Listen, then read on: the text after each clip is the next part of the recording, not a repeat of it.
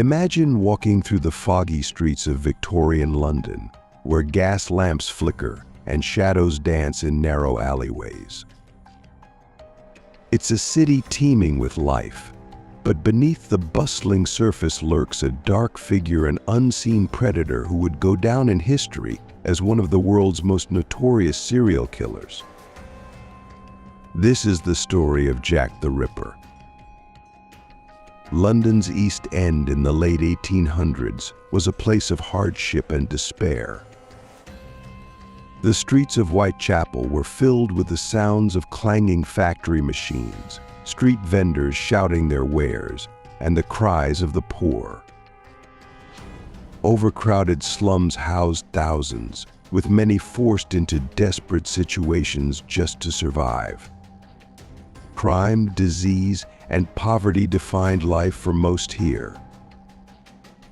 And in 1888, a series of brutal murders would make this already grim place the setting for a terrifying mystery that would haunt history. On August 31st, 1888, the body of Mary Ann Nichols was discovered on a dark, narrow street. Her throat had been slashed and her abdomen mutilated in a way that suggested a level of gruesome familiarity with anatomy. Just over a week later, another body, Annie Chapman, was found with similar wounds. Panic began to spread through the East End as it became clear that a serial killer was on the loose. The police, understaffed and overwhelmed, faced immense pressure to stop the monster that was terrorizing Whitechapel. News of the murders spread quickly, and fear gripped the people of Whitechapel. By October, two more victims, Elizabeth Stride and Catherine Eddowes, had been brutally murdered on the same night. In what became known as the double event, Stride's body was found with her throat cut, but was otherwise uninjured, suggesting that the killer was interrupted. Less than an hour later, Eddowes was found just a short distance away, her body horrifically mutilated. This chilling efficiency demonstrated that the killer was escalating, and his desire for blood was far from quenched. On November 9, 1888, the Ripper claimed his final victim, Mary Jane Kelly. Unlike the others, Kelly was murdered in her own home. Her body was discovered in her room, and the scene was one of unimaginable horror. Her mutilation was far more severe than the other victims, as if the Ripper had taken his time, free from the risk of interruption. With her death, the Ripper's reign of terror came to an end, but his identity and motives vanished into the shadows with him. With 5 confirmed victims, the police launched an intense investigation. The Metropolitan Police Force and Scotland Yard worked tirelessly, yet they were plagued by a lack of forensic tools, as fingerprinting and modern crime scene analysis did not yet exist.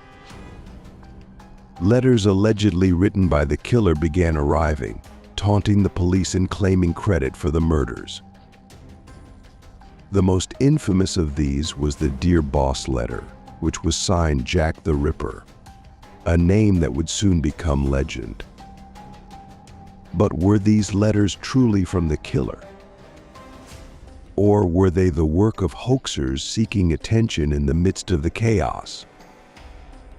As the investigation continued, suspicion fell on various individuals. One of the most prominent suspects was Aaron Kosminski, a Polish immigrant with a history of mental illness who was known to frequent the Whitechapel area. Another theory suggested John Druitt, a barrister with a troubled past, who reportedly disappeared or died shortly after the final murder. Dr. Thomas Neil Cream, a physician known for his violent tendencies, was also considered a suspect. Some have even suggested that the Ripper could have been a member of the aristocracy or someone of high social standing, allowing him to evade capture. The mystery of Jack the Ripper has given rise to countless theories and myths. Some believe he was part of a dark conspiracy involving the royal family, while others claim he was a foreign doctor with a twisted obsession. Numerous books and movies have speculated about the killer's identity, each adding new layers of intrigue to an already chilling story.